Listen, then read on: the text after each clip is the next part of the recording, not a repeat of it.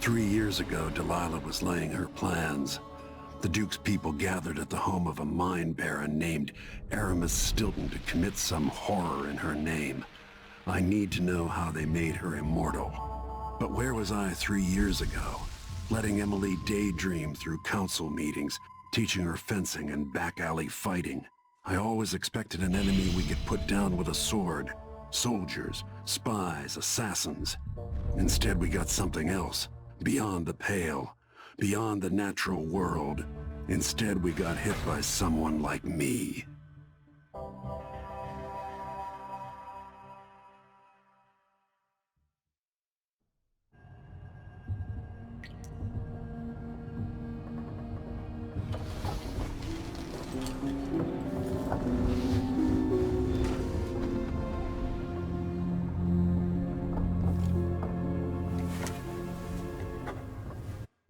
So in the travelogue we can read about what happened in the Royal Conservatory. We have taken out Brianna Ashworth in a peaceful way, but a very effective one.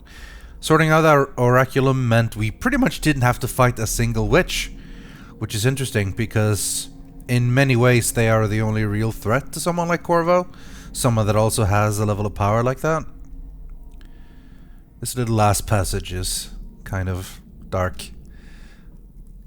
How he lost his father and now this fear of losing a child.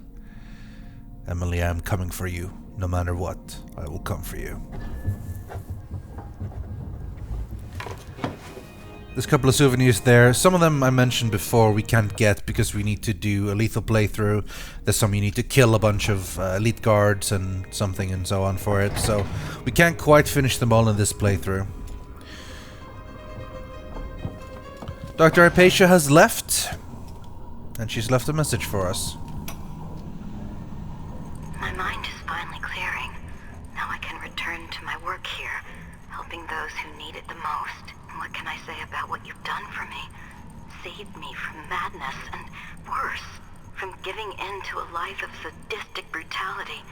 How could I ever repay you for that? Given who you are and what you're in Karnaca to do, I can only say good luck.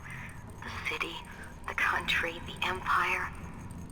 Everyone is counting on you. I'll send something special for you, by way of courier.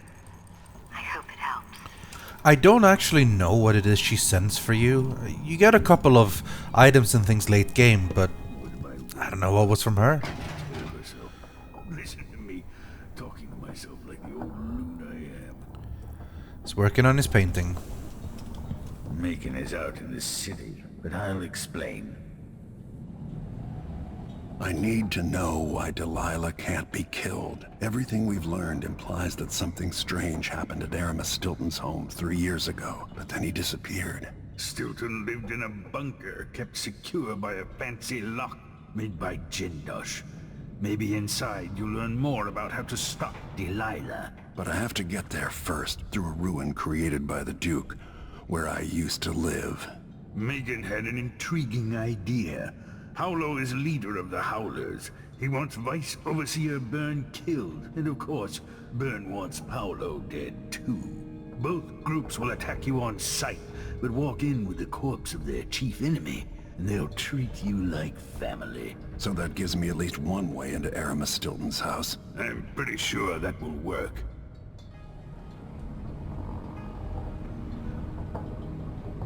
Coming back here, seeing it changed, run into the ground.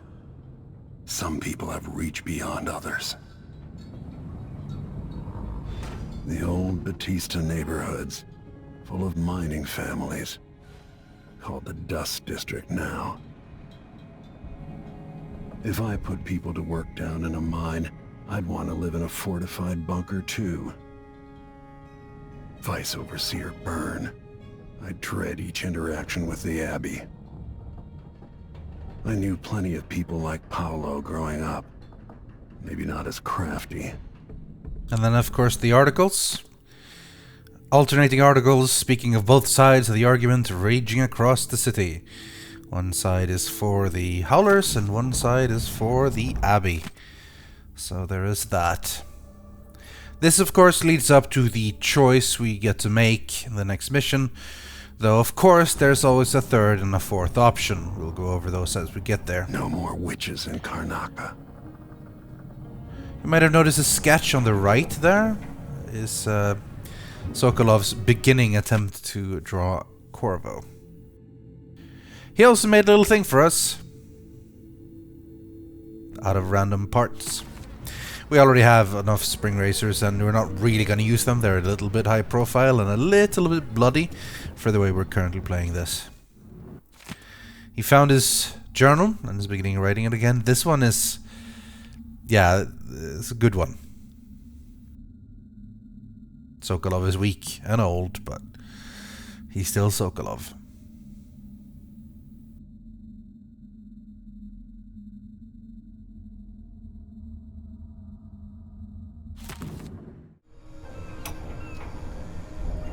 So the Royal Protector is headed into the Dust District. Corvo says he hasn't been back in a long time, and I can't blame him for that. According to Sokolov, he'll be trying to get into Aramis Stilton's house. Not easy. I've tried. Stilton was a friend. Even as a mine owner, he was a good man who came up from working people and never forgot it. I went looking for him the night he disappeared. But the house was swarming with the Grand Guard. I showed them what I was worth, but it cost me. I'll live to see that score settled. That interaction with the Grand Guard is how Megan Foster lost her arm and her eye. You as close as I can. She was a friend of Aramis Stilton, and perhaps we will meet him eventually. Spoilers, we will. I didn't know Aramis Stilton. Who was he? Loyal to the old Duke. Stilton helped build modern Karnaca with those silver mines. Worked his way up from nothing to a fortified mansion. But the new Duke spends money so fast, the mine crews work all day and all night. The district's in ruins. The dust drives out anyone except the most desperate. The Duke of Serkonos has made a mess of things. His father was a good man. True, but the new Duke's misery has only been possible with Dunwall's support. In any case, you'll have to pass through the Dust District. Maybe Stilton's still in there, or maybe he's dead.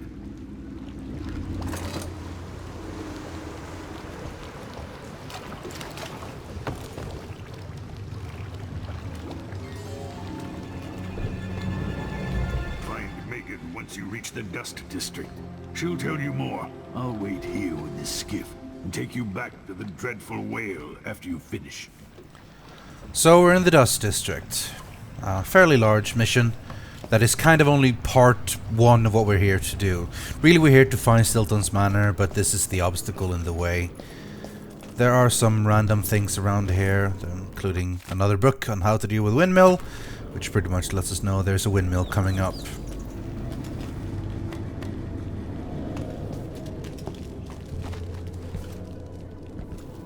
We've gathered up a lot of whalebone now, so as soon as we pick up the crafting thing, we'll get to make some use of them. On the way here, you step into this gorgeous view of the rest of the city, which you can't really go to, sadly, but it looks really cool. I remember my first playthrough jumping all the way up there trying to see if I can find something, but no. Before we can get inside, we have to sort of bypass this little guard outpost. There is the Wall of Light. There's about 4 guards down here. We're losing too many people. Good soldiers blinded by that hallucinogenic powder the Howlers use, then stabbed to death or dragged down by the Abbey's hounds. One young lieutenant got hit by an overseer grenade. That was it. She was one of the Duke's distant cousins or something. Shit. Let's hope they do enough damage to each other so the fight goes out of them. That won't happen until someone manages to kill either Paulo or Vice Overseer Burr. And I don't see you or me beating a path to the throne's hand or up to the temporary stronghold the Abbey's got set up. The Duke's father. So we can't really walk right in, of course. But we can walk over here. Now, despite this little wire being in the way, we can blink up here, where there are 2 guards.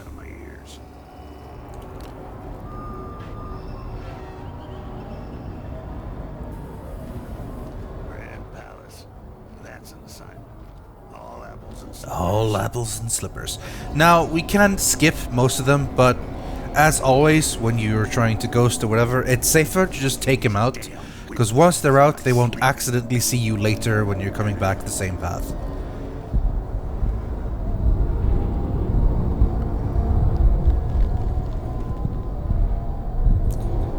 Dust storm coming. And here's the dust storm. As the visibility lowers a lot, it is easier to be stealthy. So it's time to go to work.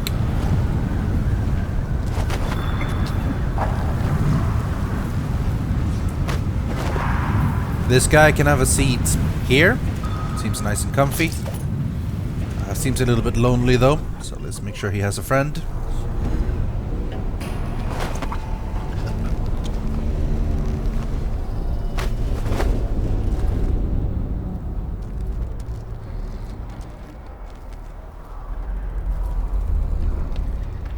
There we go.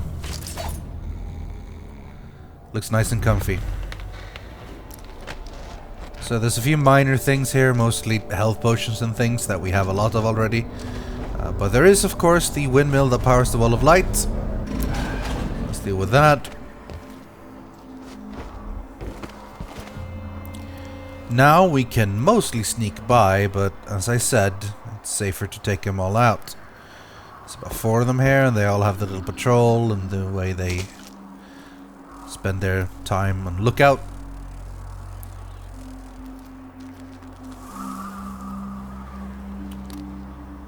Did I close my locker before coming out?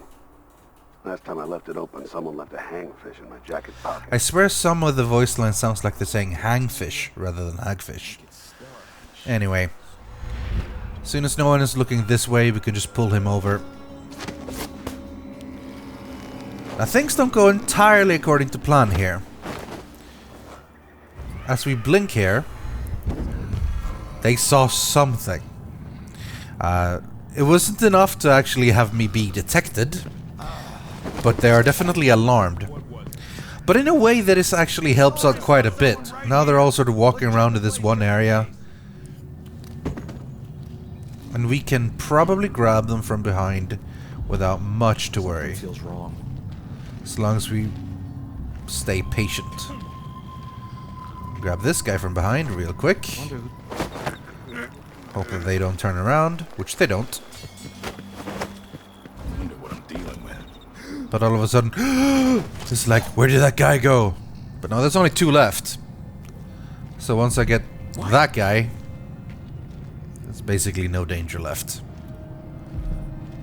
Did I imagine that? No. Yeah, he's sure.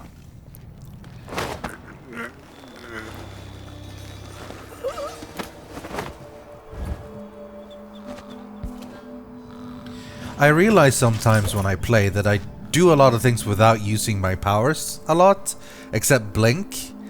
I don't know if it's because one of the more fun playthroughs I had in the game was in Dishonored 1, when I did mostly Flesh and Steel, which is the achievement you get for going through the entire game without using any powers beyond a very basic blink. So I sort of got used to just using blink.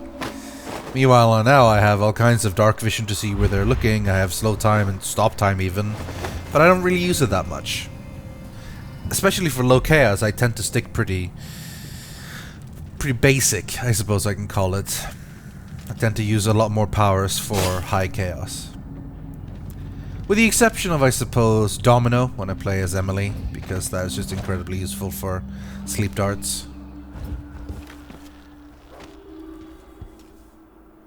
I guess it depends on what you put your runes into, obviously. If you put a lot of runes into bone crafting and stuff, most of your bonuses will be passive, so your general gameplay will be the same. With bend time, slow time, stop time, as I've done right now, you can do that a lot easier if you're trying to go like true ghost, as in no one even notices you were there at all, as in you don't even touch them, and no one even gets alarmed. Then you just stop time and just run past everywhere. Haven't really used possession either, haven't really found much of a need for it so far. I like what I've decided to go on for in this playthrough, but there's definitely many different ways to do it. I got a little nervous that these guys weren't unconscious and actually were dead, because I thought I heard the noise of like a bunch of rats eating. The overseers won't just leave the district, and the Howlers can't. Paolo has a price on Byrne's head, and the Vice Overseer effectively wants the same thing. But that only seems to happen in Dishonored 1. There's less rat swarms this time around. Unless, of course, you summon them yourself. Lord Protector. Stilton's home is just beyond here, but getting inside will take some effort. I've been doing reconnaissance, talking to people. The Overseers and the Howlers have divided up the district. Just ahead is neutral territory where no one will harass you. But further on, the Howlers and the Overseers both have boundaries set up. And beyond those points, they'll attack you on sight. Aramis Stilton is the real goal. Sokolov said you'd worked out a plan. Yes. I believe that if you take out Paolo or Vice Overseer Byrne, the other one will grant you safe passage, and will help you get inside Stilton's home. Neutralize either one of them, and bring him to the other. Got anything else? Byrne is protected by the Overseers. Paolo has the Howlers, but I think he's also got some kind of black magic charm. They say he's got to die twice before the sun sets, or he can't be killed. Good luck with that. Not that I think killing him twice would be much of a problem, but perhaps that's not the initial plan right now. There's a note here that is listed as sad news, and it is kind of sad to read, but as far as I know, there's not really much indication of any major storyline connections.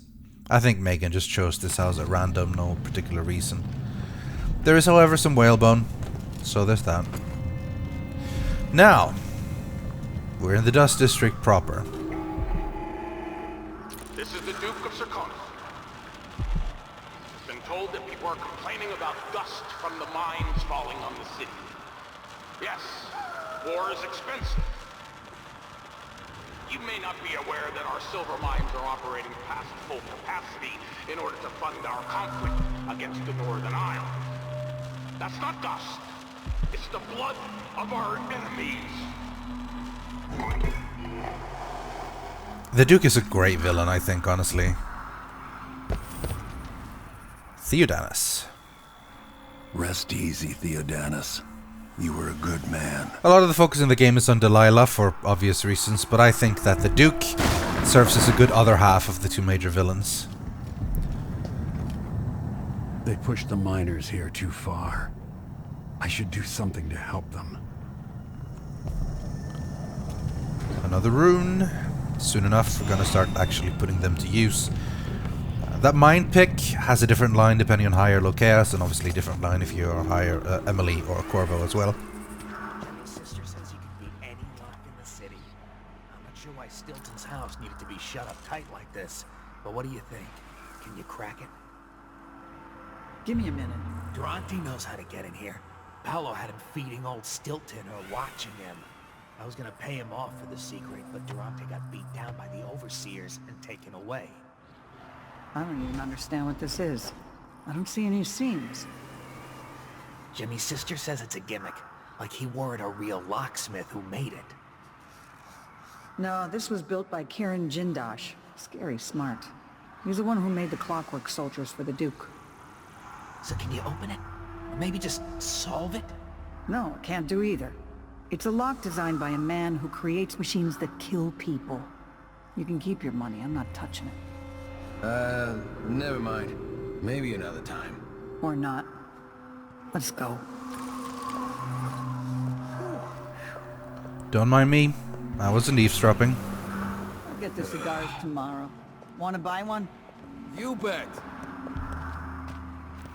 So here it is. The infamous Jindosh lock. And it's pretty much unsolvable to most people.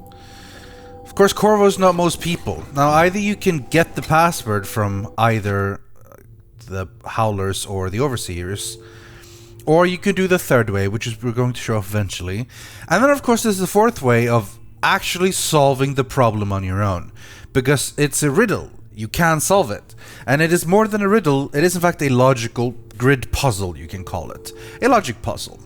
you have limited information, but logic says that if this woman is wearing this color sitting next to this person, then that would mean this is this, and so on. Now, to start, all we really know flat out is this Natsu is wearing a diamond. So that's the one thing we have. We also know that Finch is to the far left. You can see that listed.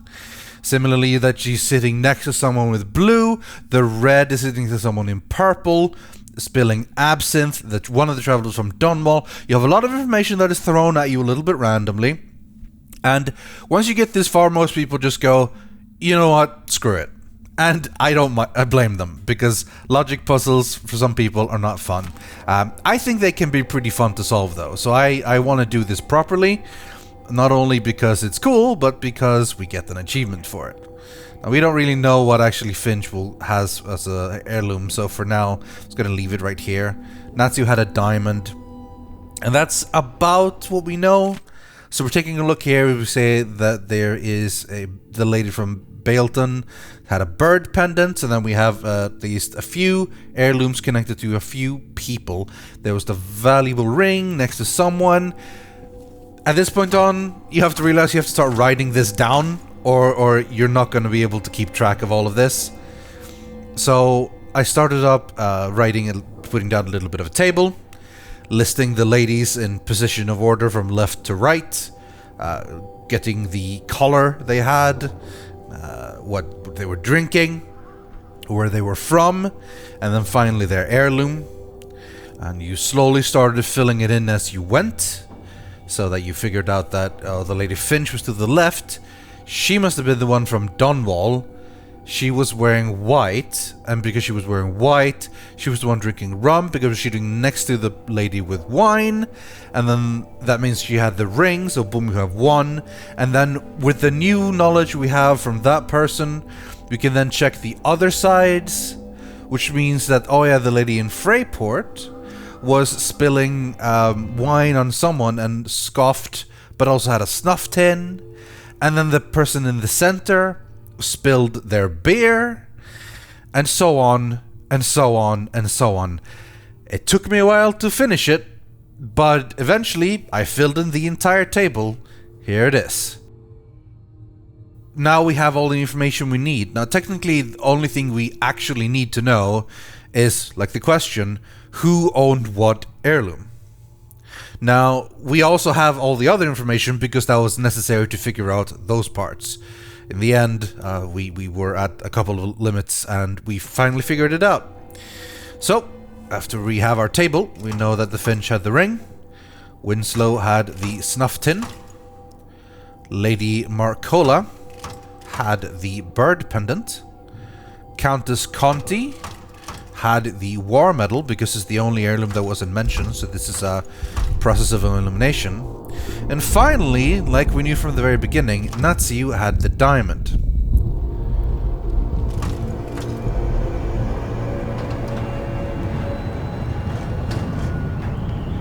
Got it. Now to find Aramis. Eureka. But of course we're not actually going to skip the entire level. That would be silly. There's a lot of cool stuff I still want to do in here.